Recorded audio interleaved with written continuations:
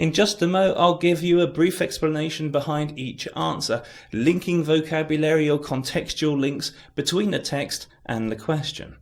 I'll be going through the answers quickly, so make sure your course book is open in front of you, and please stop and rewind the video as you need to, and take your time to find the vocabulary and contextual links that I'll be talking about. Are you ready? Let's go. Okay, for this exercise, Macmillan have helped you out just a teeny tiny little bit by bolding all of the important bits, but nevertheless, let's look through this.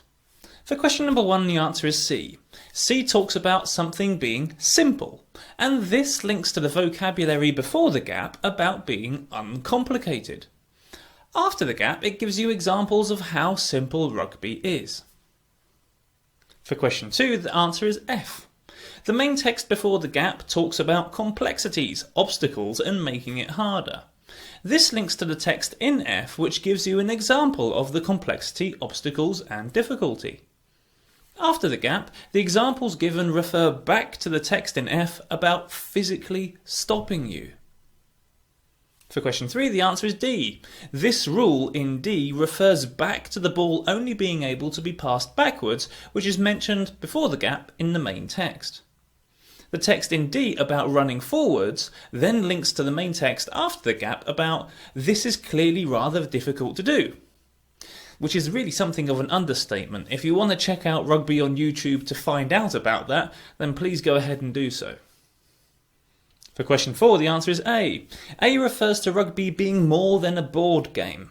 The idea of board game links back to the mention of chess in the main text before the gap. Team dynamics in A refers to the main text after the gap, where it says, in which all the players work together. For question 5, the answer is G.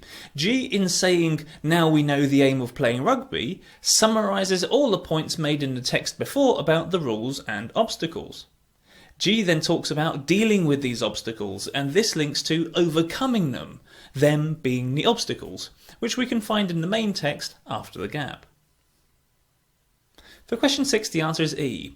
These strategies and both ways which are mentioned in E refer to mismoves and dummies mentioned in the text before the gap.